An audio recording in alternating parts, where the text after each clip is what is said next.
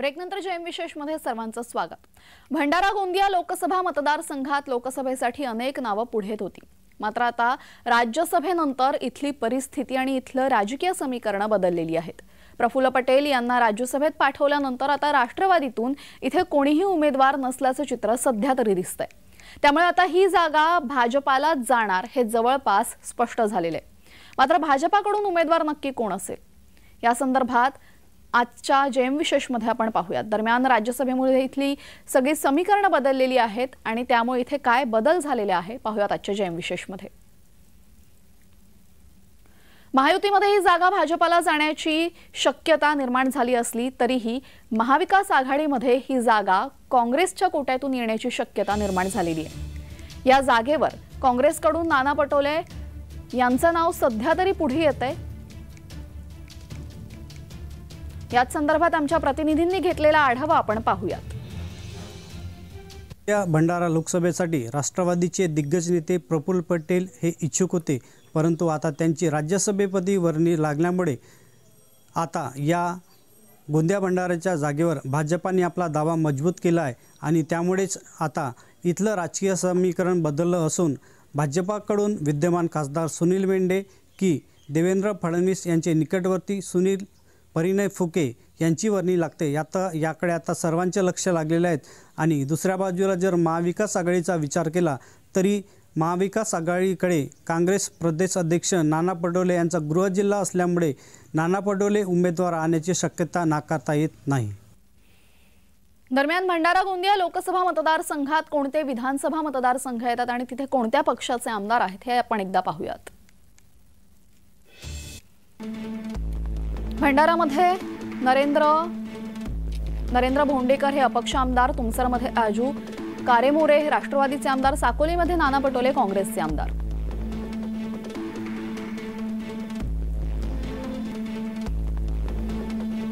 अर्जुनी मोरगावमध्ये मनोहर चंद्रिकापुरे राष्ट्रवादीचे आमदार, तिरोडामध्ये विजय रहांगडाले भाजपा आमदार आणि गोंदियामध्ये विनोद अग्रवाल अपक्ष आमदार।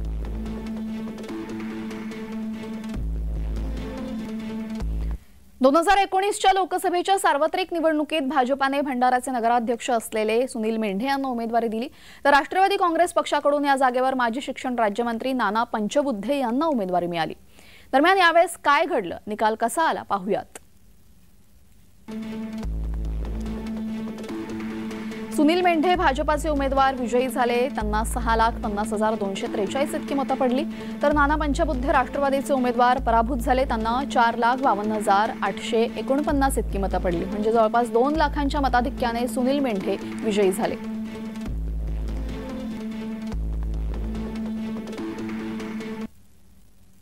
दरम्यान भंडारा गोंदिया या लोकसभा मतदारसंघात कुणीही उमेदवार झालं किंवा कुणीही खासदार झालं तर भंडारा आणि गोंदिया या मतदारसंघामध्ये काम करण्यासाठी कोणती आव्हानं आहेत?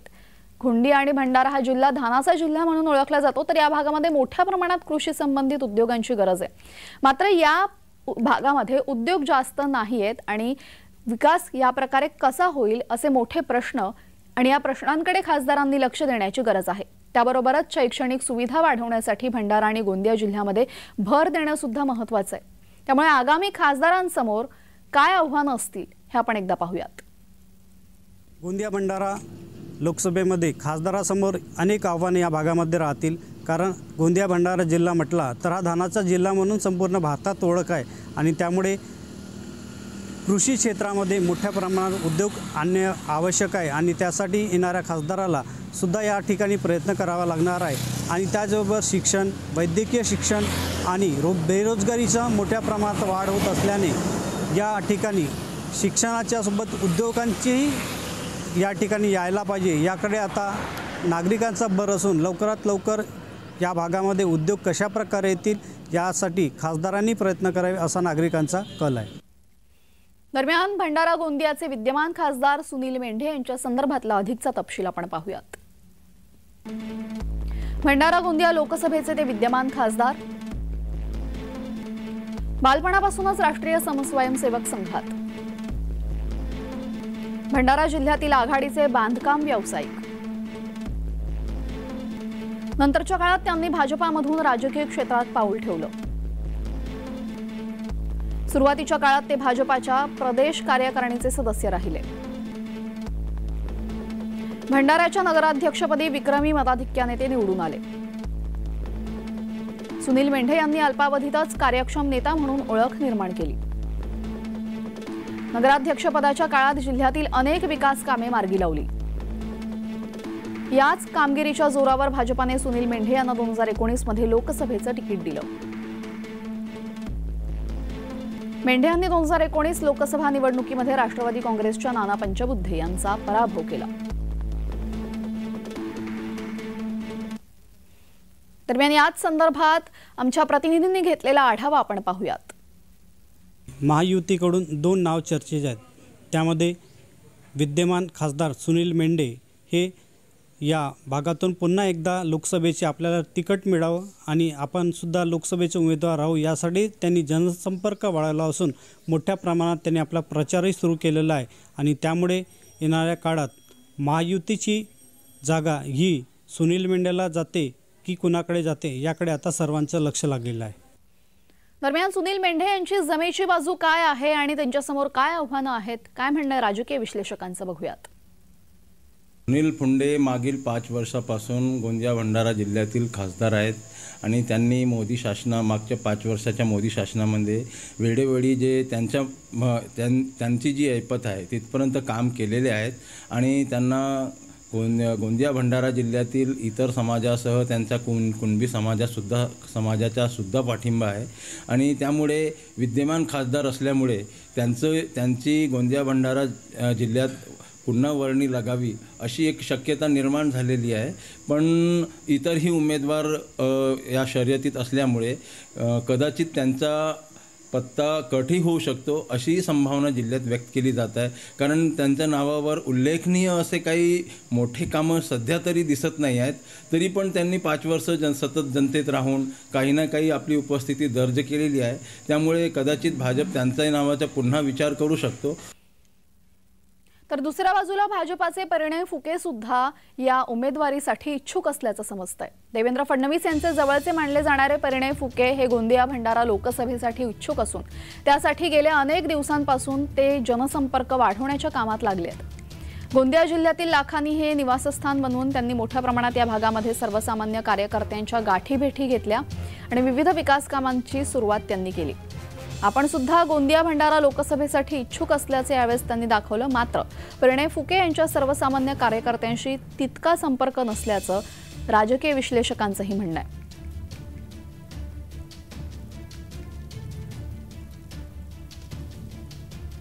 विचार केला तर महायुतीमधून दुसरे उमेदवार परिणय फुके हे सुद्धा इच्छुक आहेत। त्यांनी आपल्या राजनीतिक कारकिर्दीची सुरुवात नागपूर इथून अपक्ष नगरसेवक म्हणून केली आणि 2016 मध्ये गोंदिया आणि भंडारा मतदारसंघातून विधान परिषदेची उमेदवारी मिळत त्यांनी राज्यमंत्रीपद भूषवलेलं आहे आणि ते सुद्धा भंडारा आणि गोंदिया लोकसभेसाठी इच्छुक आहेत आणि त्यांचं एक चांगलं बाब म्हणजेच देवेंद्र फडणवीस उपमुख्यमंत्री यांचे जवळीक असल्याचा त्यांना फायदा मिळू शकतो आणि ते सुद्धा या गोंदिया भंडारा लोकसभेसाठी इच्छुक असून त्यांनी पूर्ण गोंदिया भंडारा जिल्ह्यातील गावनगाव पिंजून काढण्याचा सपाटा सध्या सुरू केलेला आहे। भारतीय जनता पार्टीकडे जसं परिणय फुके यांचे नाव पुढे आलं तर मला असं वाटतं की त्यांची काम करण्यामध्ये त्यांची एक आक्रमकता तर आहे, परंतु जनतेशी त्यांची तेवढी नाळ जुळलेली नाही आहे। काम करण्याचा सपाटा त्यांचा जास्त आहे, मोठा आहे आणि हे जनतेमध्ये या प्रकारचा मेसेजसुद्धा गेलेला आहे, परंतु जी समाजाशी तळागाळातील लोकांपर्यंत त्यांची जी नाळ जुळली पाहिजे ती जुळलेली नाही आहे। दरम्यान काँग्रेसकडून नाना पटोले यांचं नाव लोकसभेसाठी समोर येतंय। भंडारा गोंदिया लोकसभा मतदारसंघामध्ये काँग्रेसकडून नाना पटोले यांचं नाव वारंवार समोर येतंय। दरम्यान ते लोकसभेची जागा लढण्यासाठी इच्छुक असल्याचं त्यांनीही प्रसारमाध्यमांसमोर बोलून दाखवलंय। मात्र वरिष्ठ जो निर्णय घेतील तो मान्य असेल असं त्यांनी म्हटलंय। याच संदर्भात आमच्या प्रतिनिधींनी घेतलेला आढावा आणि राजकीय विश्लेषकांचं मत आपण पाहूयात। महायुतीमध्ये कोणाला तिकीट जाईल याकडे लक्ष लागलं असताना महाविकास आघाडीमध्ये ही जागा काँग्रेस कोट्यामध्ये येत असून यामध्ये सध्या तरी कोणतेही नाव चर्चेत नसलं तरी काँग्रेसचे प्रदेश अध्यक्ष नाना पटोले या भागातून लोकसभेची उमेदवारी मिळून लोकसभेचा उमेदवार होऊ शकतात अशी शक्यता वर्तवली जात आहे। महायुतीच्या उमेदवाराला तेवढ्या तोडीचा उमेदवार द्यायचा असेल तर नाना पटोले शिवाय महाविकास आघाडीकडे दुसरा नाव अद्यापपर्यंत समोर येणार नाही, आणखी दिसून येत नाही। नाना पटोले हे दोनदा लोकसभेची दोनदा निवडणूक लढविली आहेत, त्यापैकी एकदा ते जिंकूनही आले, एकदा अपक्ष म्हणून ते पराभूत झाले आणि त्यांच्या साकोली, अर्जुनी, मोरगाव आणि भंडारा जिल्ह्यातील अनेक मतदारसंघामध्ये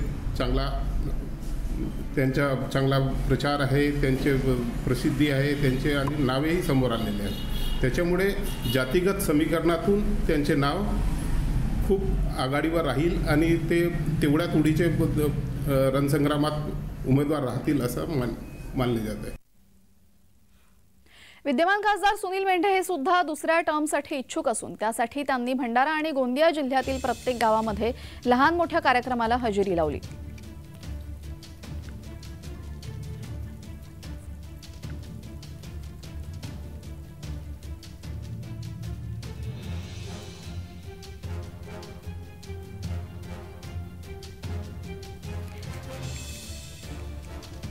दुसऱ्या टर्ममध्ये आपल्याला खासदारकीचे तिकीट मिळावे यासाठी सुनील मेंढे प्रयत्नशील आहेत।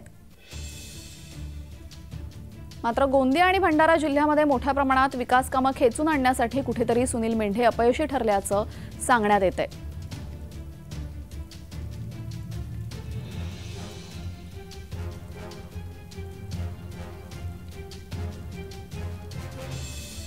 गोंदिया भंडारा ही महत्त्वाची लोकसभेची जागा आहे आणि त्यामुळे महायुतीमधून आता उमेदवार कोण लागतो आणि महाविकास आघाडीमध्ये कोणाची वर्णी लागते याकडे आता सर्वांचं लक्ष लागलेलं आहे।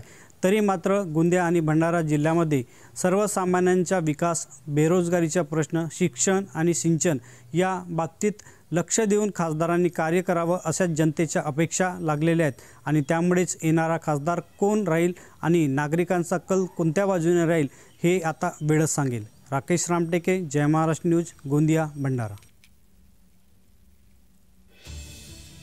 दरम्यान आता भंडारा आणि गोंदिया लोकसभा मतदारसंघात भाजपाचे 2 उमेदवार इच्छुक आहेत आणि त्यानंतर काँग्रेसचे सुद्धा नाना पटोले इच्छुक असल्याचं म्हटलं जातंय।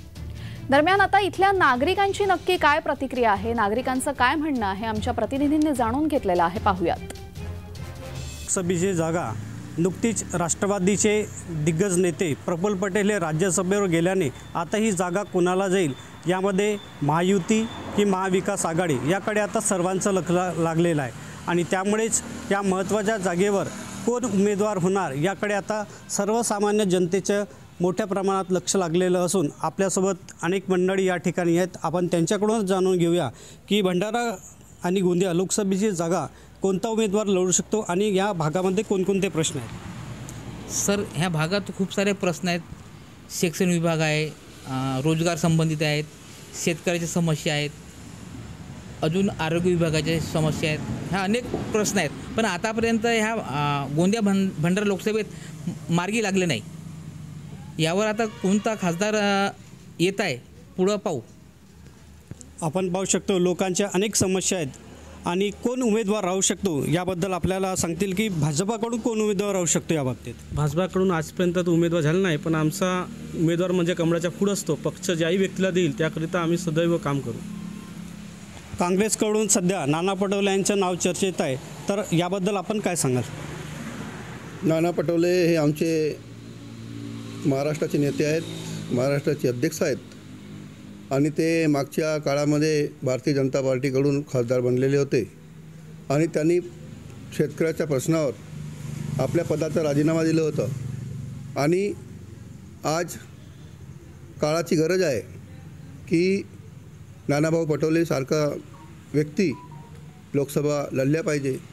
ते माझी प्रथम प्राधान्य मी त्यांना देतो आणि शेतकऱ्याच्या समस्या आहेत, युवकांच्या समस्या आहेत, बेरोजगाराच्या समस्या आहेत, महंगाई आहे, हे सर्व केंद्रीय लक्षात ठेवून आज मी लोकसभेसाठी भारतीय राष्ट्रीय काँग्रेसकडून नानाभाऊ पटोले यांची नाव मी सुचित आहे।